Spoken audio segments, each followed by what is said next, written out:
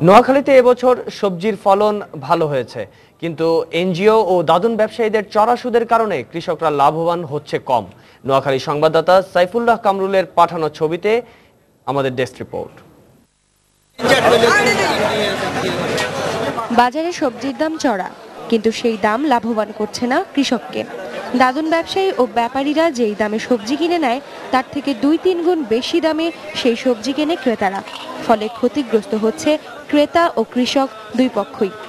এবছর জেলা সদর, সুবর্ণচর ও হাতিয়ায় সবচেয়ে বেশি সবজি উৎপাদন হয়েছে। আমরা সেচ ব্যবস্থা করতে পারি এবং কৃষকদেরকে স্বল্প সুদে 2% সুদে যদি আমরা মশলা ফসলের নাই সবজি ফসলও ঋণ দিতে পারি। কৃষকদের অভিযোগ, এত কষ্ট করেও তারা আশানুরূপ লাভ পাচ্ছেন না। এনজিও ও দাদন ব্যবসায়ীদের কাছ থেকে নেওয়া চড়া সুদের ঋণ পরিশোধ করতে গিয়ে লাভের মুখ দেখেন না তারাও।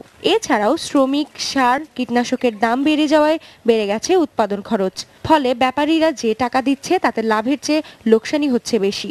ওই দাদন লই করি যে আঙ্গ এমন ভালো না, এমন জুইতো না।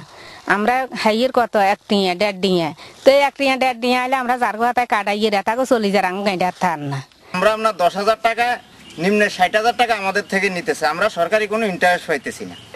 অন্যদিকে পাইকারি আর খুচরা বাজারে রয়েছে দামের বিশাল ভিন্নতা। দাদন ব্যাপারীরাও এর অজুহাত হিসেবে জানালেন হাইওয়ে পুলিশের চাঁদাবাজি সহ পরিবহনের নানা রকম সমস্যার কথা। রাস্তাতে আপনার এই যে সোনাপুর থেকে শুরু করে ঢাকা কারণ বাজার পৌঁছা পর্যন্ত প্রায় আমার 3,000-3,500 টাকা পর্যন্ত রাস্তায় দিয়ে যেতে হয়। হাওয়ায় পুলিশ থাকে, ওরা যদি গাড়িটা ব্রেক করায় প্রায় এক গাড়ি থেকে 200 টাকা করে নেয়। বাজারে এসে পকেট খালি করে ক্রেতারা সবজি কিনছে, কিন্তু সেই টাকা যাচ্ছে না কৃষকের পকেটে। এই অবস্থা থেকে মুক্তি চায় ক্রেতা ও কৃষক সবাই। সময় সংবাদ।